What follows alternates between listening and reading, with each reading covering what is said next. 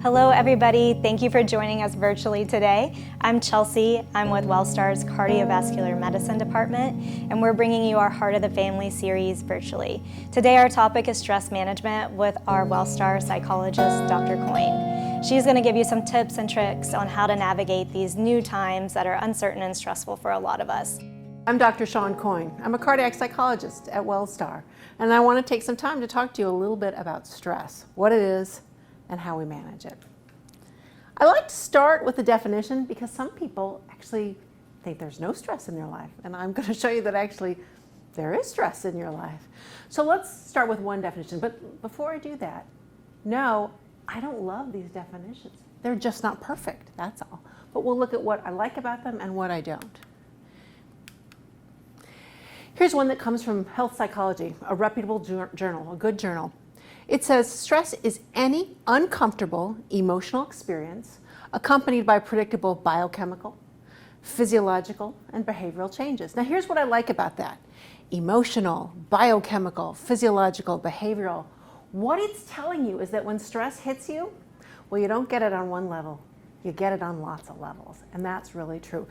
But this still leaves some things out. So let's go to another definition. This definition comes from a web dictionary. Stress is a psychological and physical response of the body, okay, so we got two levels there, that occurs when we must adapt to changing conditions. I like that, we're going to go back to that. Whether the conditions are real or perceived, positive or negative. Okay, let's start with that, adapt to changing conditions. Suppose you have an appointment you got to get to on time, and you haven't been there before. So what are you likely to do? Well, you're going to look it up on your Google Maps. You're going to figure out how to get there. So you do. You give yourself plenty of time. And while you're driving there, two guys get in a fender bender in front of you.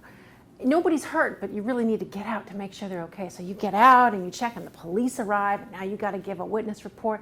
And guess what? The clock is ticking, and now you're late for your appointment. It wasn't your fault. You did all the things you were supposed to do. You looked it up, you scheduled time, but you're still late. You have a changing condition that you have to adapt to, because what might be going through your head is, oh my gosh, I'm late, I'm late, I'm late, I'm late, I'm late. That's stress. So we don't always choose when it happens. Now, let's look at real or perceived. If you had children, maybe you're familiar with this. Some of us had children that were afraid that a monster chose to live under their bed or in their closet at night. Oh, we were up many nights trying to get rid of that monster. And despite the fact that we were hunting this monster, we never saw it. We never had a picture of it. Well, that's because the monster wasn't real. But just because the monster isn't real doesn't mean it's not stressful. It was still stressful for your son or daughter that was wrestling with that. The last one, positive or negative. We can all think of examples of negative stress. I've already said, being late for an appointment or being afraid there's a monster under the bed. Certainly, that's easy to come up with. But stress can come from positive things as well. If you give birth to a child, this is an amazing moment in your life. You've been waiting 9 months for this bundle of joy to arrive, and they bring it to you, and this baby, oh, this baby's going to love you unconditionally. You're going to love the baby. And they bring that baby to you, and they don't say, congratulations, you will not get a full night's sleep for 18 years. Here you go. They don't tell you all the stress that comes with good things, too. I mean, it's not bad that we have it. It's just true that we have it. So now that we know a little bit what stress is, let's talk about where does it come from? Some examples, 2 categories here. Stress can be thought of as big one-time events, big ones. So here's a few examples. Losing your job, getting a divorce, a death in the family, a major health crisis. And most of my patients have faced the major health crisis. These are stressors that we really don't face on a daily basis. They're real. But then they stopped and they thought, there's little things that annoy us. Atlanta traffic, pollen season. Oh, when you can't find your glasses or your cell phone before you're leaving the house. The little things, these were called daily hassles. So now we have a whole other category of small things. Traffic, getting errands done, misplacing things, filling out forms. They've measured these in two different measures. One is the lifetime stressful events schedule, which is about 41 items long, and the second is the daily hassles scale, and that's about, I think it's 118 items long of possible things that could stress you. We can get it from a lot of different places. So, is stress good for us or is it bad for us? And actually the answer is yes, it's both.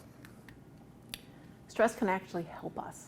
Let me give you three kinds of examples of how it can help us. So one, it can motivate you. So suppose that example I gave earlier of the fender bender, well, maybe it's my car that got hit and maybe I'm fine, but the car needs a lot of body work. And have you checked out the prices of body work? It's really expensive. And if I'm in my car, I can't get to work. And if I can't get to work, they're not going to pay me. And I need my wheels. So suddenly I'm motivated, and I wasn't before, but I'm willing to get a second job on weekends to pay for my car repairs. Sometimes stress motivates us, because I don't want to lose that job, to do things that we didn't really want to do before. Stress can also protect us. I know a story of a man who was visiting some family, and he saw his cousin's son's skateboard. Well, skateboard can't be that hard, right? So he was going to give it a try. He stepped on the skateboard. The skateboard went that way. The man went that way. He landed on his tailbone. During this holiday he was visiting. He wasn't severely injured, but you can bet it didn't feel good. Now, guess this. How many times do you think he's been on a skateboard since then? None. A stressful memory will protect us. This is precisely why no one takes the idea of skydiving lightly. It's a stressful idea. Stress can help to protect us and keep us safe. Stress can also give us an adrenaline rush. So if you're a sports fan, think of a championship, Super Bowl, World Series, maybe the Olympics. Those players, those athletes, there's a lot of stress riding on that moment, that game. And actually the research shows that they perform better with the stress. Maybe you were an athlete, maybe you were an academic, and in school you pulled an all-nighter. I have pulled a couple all-nighters in my life, and that's not like me. I like my sleep. I need my sleep, but I could do it because there was a deadline I needed to meet. It's actually an inverse relationship we see. If you can imagine a graph that is a U shape, okay? So on the low end of stress, we don't perform so well because it's boring. As our stress goes up, we start to perform better. But as our stress gets too far over, our performance goes back down because too much stress. So you need to find the optimum amount of stress for performance, but it can help us.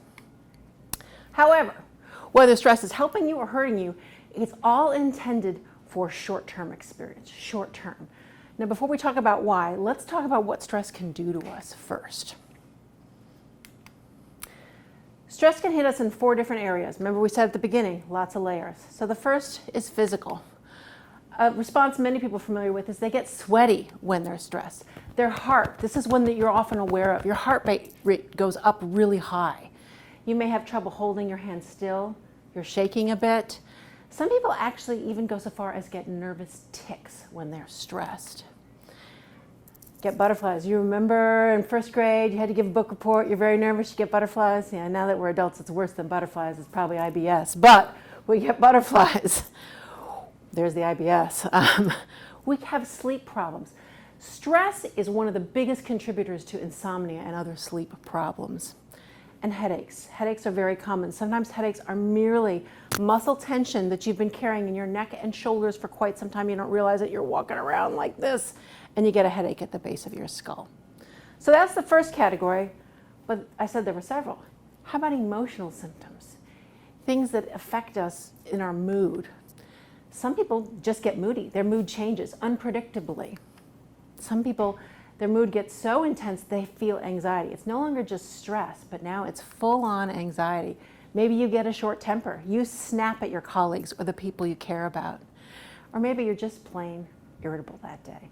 Stress can lead to all of these. So we've talked about physical and emotional. Now let's talk about cognitive, the way stress impacts our thinking. One thing that happens for some people under stress is their self-esteem drops down. They don't feel good about themselves. And then, similar to that, they have this fear that they might fail. Now, maybe they just don't think they can accomplish it, but maybe they think, I have so much in my life, I can't take anything else on. So this fear of failure prevents us from achieving goals. When you're stressed, you have trouble concentrating, which means you're not going to do as well or as quickly as you're used to doing. And you can forget things. And this is the nasty part. If I'm stressed, it can cause me to forget things. But if I forget things, I find that stressful, which makes me forget things. And it kind of goes back and forth. It's really unfortunate. Stress prolonged can turn into full-on worry. And worry prolonged can turn into rumination, preoccupation. You might know this if you were lying in bed one night thinking about something that was bothering you and you can't get the thought out of your mind. You're not solving the problem. You're not making it any better, but you're thinking about it over and over and over. Okay, we've covered physical, we've covered emotional, we've covered cognitive. Let's talk about behavioral, because stress actually causes us to make behavioral changes.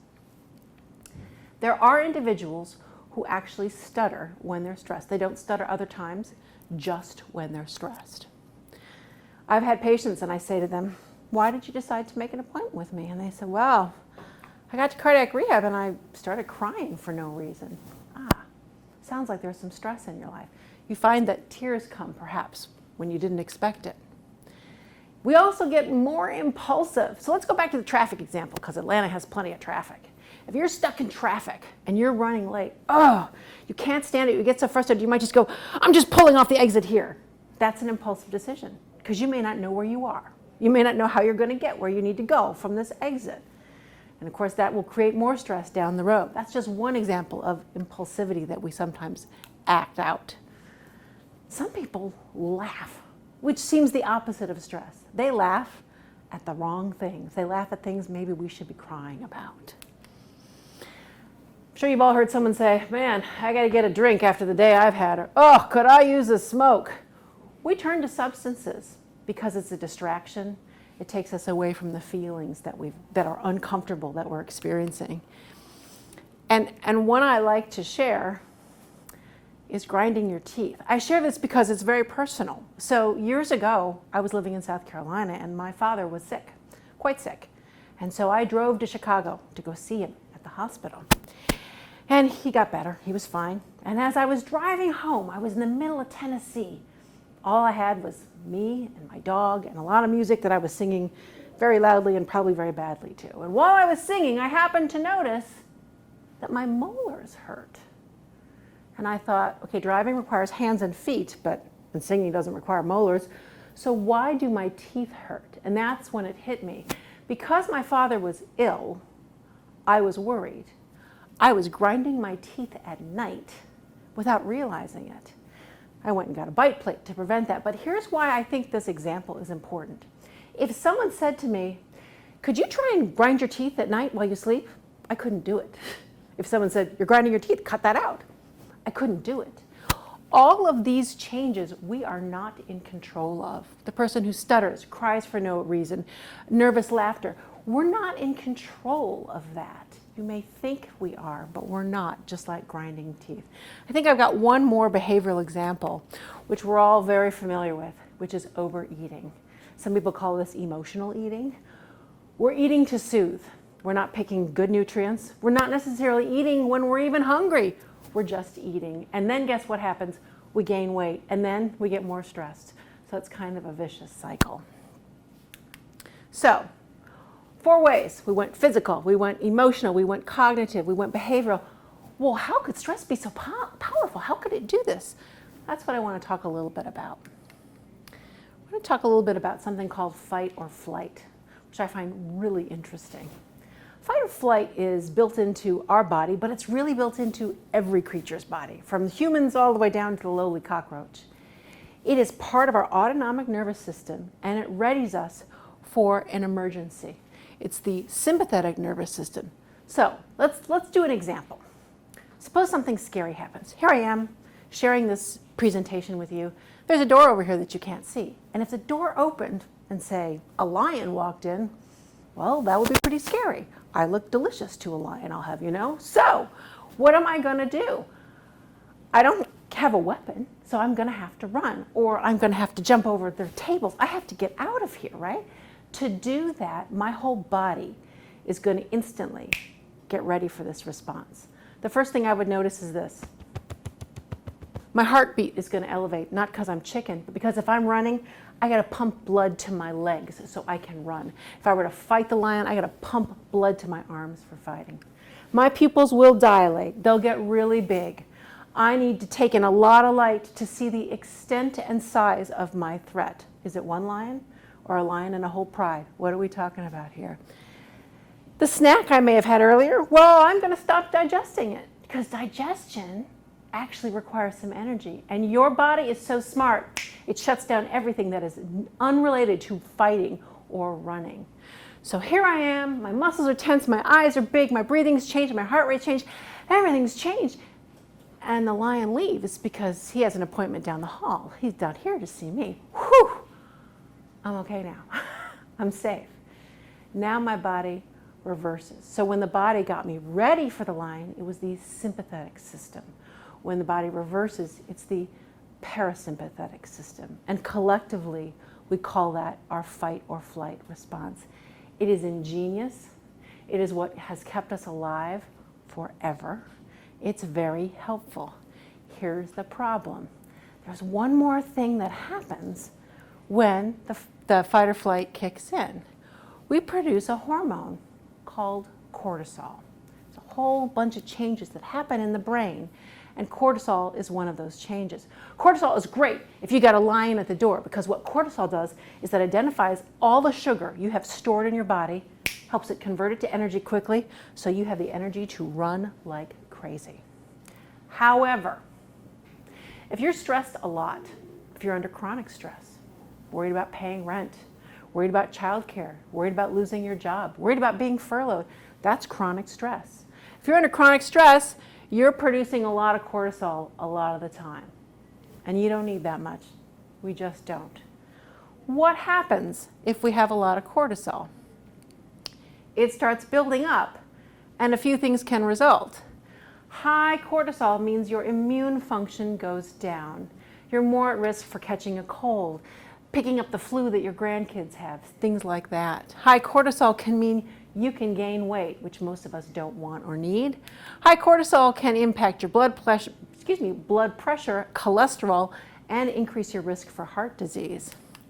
It also increases your risk of becoming depressed. And one we don't always know or think about is that when your cortisol goes up, a whole bunch of other changes take place that slow down the thinking parts of your brain. So just when we're stressed and we need our problem-solving abilities, we don't really have them.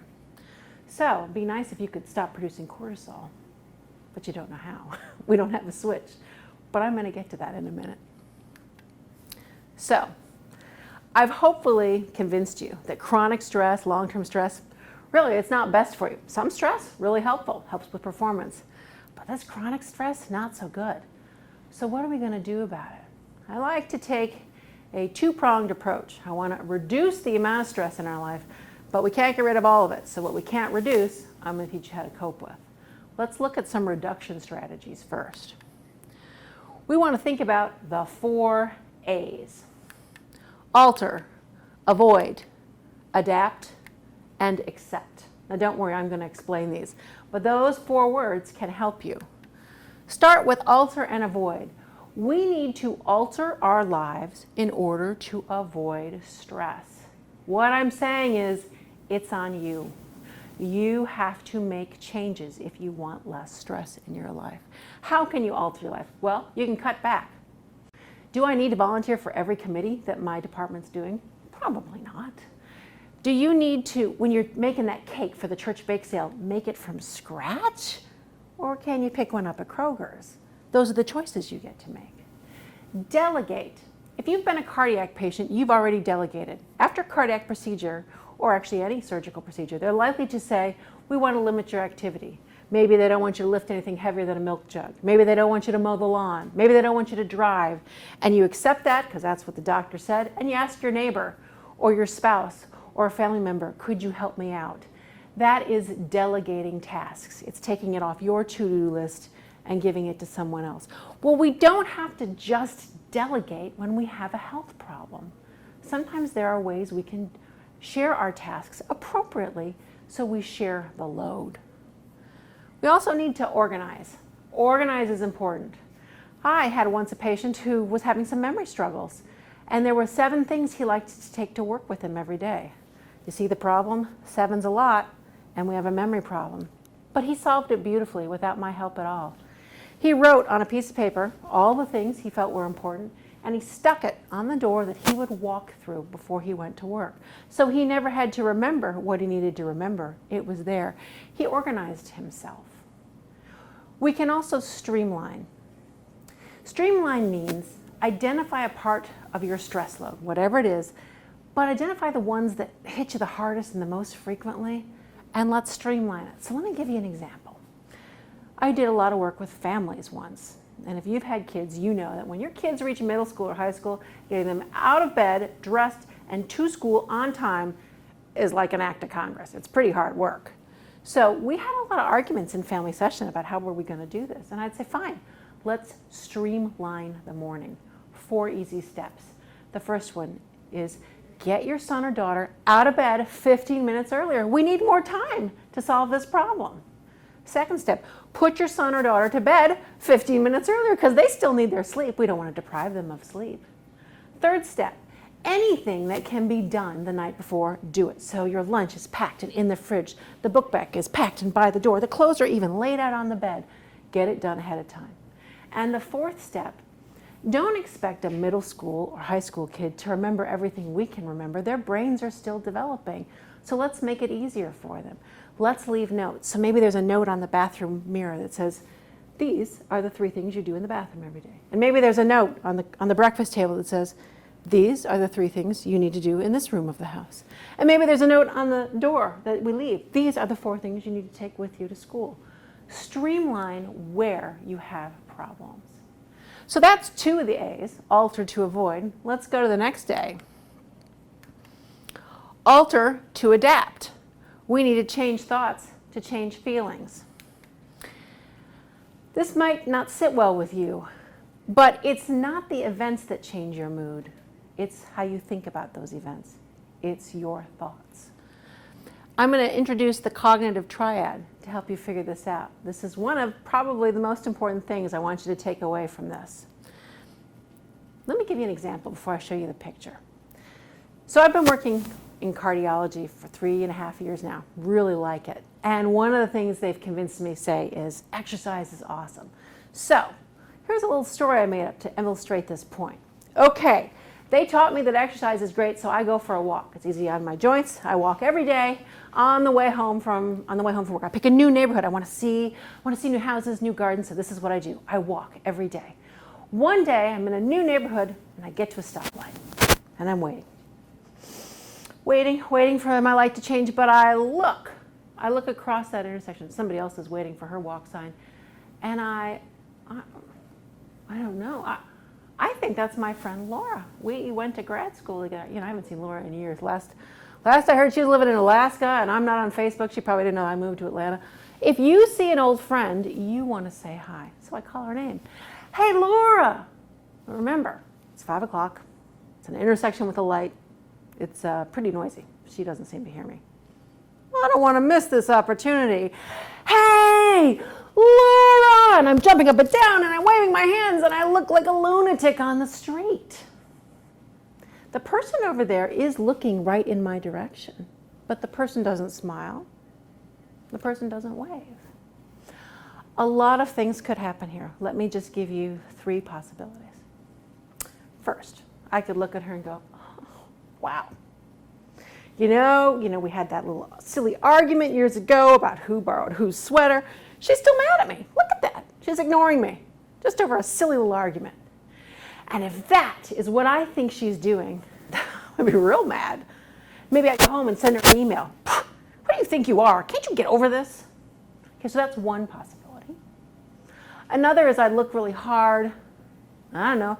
Does she have those earbuds in? Maybe she's on a call. Maybe she's listening to some music, a podcast. She doesn't hear me. Now, if that's what I think is happening, I'm disappointed. I'm certainly not going to send an angry email. I might send a funny text. Guess what happened to you today? Okay, so that's another possibility. Here's a third. I look really hard and go, oh, that is not her at all. Okay, now I'm convinced I've made a fool of myself. And if that's what I think, whew, I'm embarrassed. And I am not walking in this neighborhood again. I'm the crazy psychologist. People saw me jumping up and down. This is what I've just demonstrated. This is the cognitive triangle. This is a well-researched foundation of cognitive behavioral therapy, which says that what we think impacts what we feel, and that impacts what we do. And actually, they all impact each other. But changing feelings is hard. It is hard to just stop feeling anxious, stop feeling stressed, but we can change our thoughts. So when you're stuck in traffic and you're late, you have the choice of thinking for the next 20 minutes, I'm going to be late, I'm going to be late, I'm going to be late, I'm going to be late. And you're right. You'll be late. You won't feel very good by the time you get there. Or you can change your thought and say, well, I'm going to be late. There's not much I can do about it, but maybe I can listen to a really interesting radio program or find some good music that I like. I've changed my thought. I'm still late. We don't change the facts, but we change how we feel, which helps us manage it. This is one of the simplest things we can do, but it's not easy. It's one of the most powerful things you can do, changing your thoughts. Okay, we've hit 3 of the A's. Let's go to the 4th. Accept. Don't fight what you can't change. Be here, be now. So much of our stress is not liking what's going on, but I didn't want it this way, but I don't want to be late. Well, you are. And that is what it is.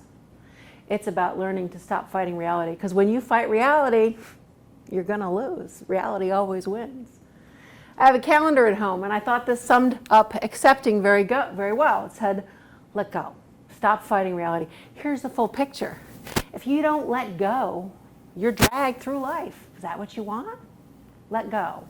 Another way of thinking of it is, falling down happens to all of us, but the real bar of living is getting up, right? So we're going to try to decrease our stress. But I'm a good therapist, but I can't make all my stress go away. I can't make all of your stress go away. There will always be Atlanta traffic. There will always be pollen season. We can't make some things go away. So let's counter the stress that we have left over. There's a few things we can do. First, meditation, relaxation, prayer. I'm going to teach you how to breathe. Now I know you're thinking, I already know how to breathe. You're breathing right now. But I'm going to teach you a new way to breathe. And this is probably the second most important thing I will teach you today. So let's do a small pre-test. Would you please put one hand on your belly button, one hand on the top of your chest. I'd like you to take a deep breath. You're going to notice as you inhale and exhale that one or both of your hands is moving. Perhaps your belly hand is moving.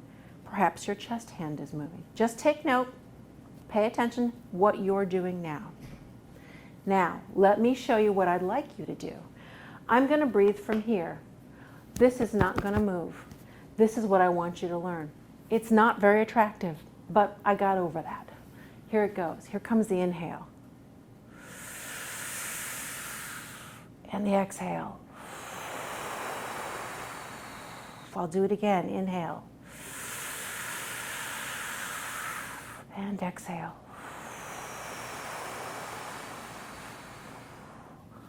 How did I do that? What did I do? What I've done is called a diaphragm breath. Tiny bit of biology. Your lungs are right here. Lungs, like balloons, get bigger as oxygen goes in them. Your lungs are protected by fabulous bone structure, rib cage, collarbone, spine. If we're breathing up here,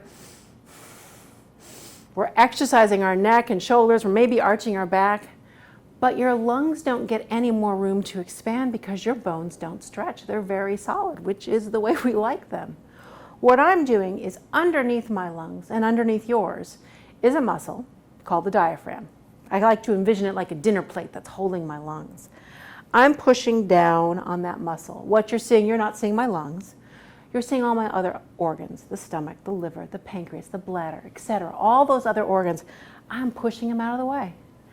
And when they get out of the way, they leave a space that wasn't there, so your lungs can now fill down taking in more space, taking in more oxygen. This is going to give you 3 benefits. If you can breathe this way, A, higher oxygen levels tell your brain, oh, it's okay, we can relax, and starts turning off that fight or flight. Because when we're scared, we hyperventilate. Right? That's no good. We want to slow it down, put more oxygen in. 2, if you slow your breath down, it actually doesn't matter where you breathe, but if you slow the pace of your breath, your heart will follow suit. And now your heart rate will slow down. Not slow down to a dangerous level, but slow down. Well, if you remember, one of the first signs of fight or flight was that beating, racing heart. You can control that by controlling your breath. And here comes the 3rd thing that this will do. And here's where the magic is. When you breathe here, you stimulate a very important nerve in your body. Your vagus nerve is one of the longest nerves. It starts at your head, extends all the way down to your hips, and has branches out all over the place that touch all of your organ systems. It's very powerful. When you stimulate it, which you do by breathing from the diaphragm, it will start turning off that cortisol. Aha! We didn't know what to do with our cortisol before, but now we do know what to do. The other thing you can do, in addition to the breathing, is learning to relax your muscles. We're trying to change our body from that super tense fight or flight to something else. We won't take time to do progressive muscle relaxation today, but I do encourage you to do a YouTube search or Google search on it to find your own version of it to practice. So, the first thing we did was to learn to breathe. The next thing we can do to counter our stress is to do something fun. Everyone has different interests. I don't know yours, but you do. What is fun in your life? The more fun you do, it's like putting savings in a savings account. If you're having a bad day, your mood's down here, you get bad news, your mood tanks out, you'll go back. But imagine if you had a really good day, best day of your life, your birthday, you won the lottery, whatever imagines, your mood's up here. And you get the same bad news, you're still going to drop down, but you don't drop down as far because you started higher. And you go back up. This is why building positive experiences and taking breaks helps to make us more resilient when the stress happens, because it will. There are also a number of activities that the research has shown actually help with stress management. Things like connecting with other people, people you care about. And don't just talk about the weather or the Braves or the Falcons. Talk about your feelings. Really share your emotions. There's new research that's showing how effective pets can be, particularly for cardiac patients. That connection is help. Laughter. Laughter is great. This is why I get silly with my patients sometimes, because a smile is a good thing. And music, too, is really helpful. However, here's a caveat. If you're stuck in traffic, let's pick our music wisely. Angry music in traffic, probably not the best. If someone just broke up with you, sad, sappy music, probably not the best. But music can be very soothing. So, we've understood those steps. Let's turn to the last one, which is self-care. Before I talk about the elements of self-care, let me explain why it's important. Self-care keeps us stable, calm. Stable may be boring, but it's not stressful, that's for sure. Imagine, again, a graph, okay? So here we go. Normal, stable, stable. But if my self-care isn't stable and one night I don't get a lot of sleep, and one night I get a lot of sleep, that's change. That's change your body has to adapt to. And that was one of our definitions at the beginning, changing to adapting conditions. So by keeping consistent self-care, there's less to adjust to. So when I say self-care, what do I mean? Well, first is sleep, adequate sleep. What is adequate sleep? We recommend 7 to 8 hours. Don't kid yourself. 6 is not really enough. 4 or 5, not at all. You need to get good sleep. I do recognize that each human is a little bit different, because my body would actually like 9 hours a night. But make sure you're getting good sleep. Next is healthy eating. Are you eating regular meals a day that are balanced and with good nutritional elements? Do you have medicines your doctors have prescribed? Do you take them like you're supposed to? No skipping a day to save money. No cutting doses in half to save money. That medicine is there to keep you stable. Take it like you're supposed to. And avoid other chemicals that will change your body. People turn to nicotine, or alcohol, and a lot of us turn to caffeine. Caffeine is one of those things that'll get you riding high, but as soon as it wears off, you crash. That's a stressor on your body. Take care of your health. When you're not feeling well, don't push too hard. Take the breaks you need. And here's the most important one, exercise. It is most important for 4 biological reasons why. So 1, if you exercise, it will naturally produce dopamine and endorphin. These are neurotransmitters in the brain that make us feel good. Well, who doesn't want to feel good? So that's the first. 2, if you were to exercise regularly, 3 times a week, 20 minutes, 10-minute warm-up, 5-minute cool-down, at a cardio heart rate level, you get the same benefit as if you took an antidepressant drug. That's powerful. What that is telling us is that exercise can change the chemical makeup in your brain. 3, if you exercise really hard for cardio, it'll act when you're done like you overcame a stressor and can turn on that parasympathetic, thus relaxing your entire body. And the 4th reason, and you don't have to exercise regularly to get this 4th benefit, the research shows that on a day that we have exercised, we are better able to manage our thoughts and our emotions related to stress. When we get bad news, we don't stew over it and ruminate it. And we're not exactly sure why that is, but we do know exercise increases what we call cognitive flexibility, so you don't keep thinking about the bad thing over and over. Exercise is one of the best things you can do. Okay, so what's your takeaway? What's the most important of all the stuff I've talked about? You ready? I don't want you to do all of this. And you're probably going, what? Why would she teach me all that if she doesn't want me to do all of this? No, the key word is all. I don't want you to do all of this stuff because I mentioned a lot of ideas. And if you try to do all of it, that's overwhelming. And guess what? If you're overwhelmed, you feel more stressed. And that is certainly not our goal today. So what can you do? Pick one. Pick one thing that we talked about today. Maybe you want to practice breathing. Maybe you want to go look on YouTube to find the funniest video to make yourself laugh. Maybe you want to spend time with your grandchildren or your pets. Pick one thing and do it. But do it like with your whole heart. Put your whole self into it. Really commit to it. Feel it.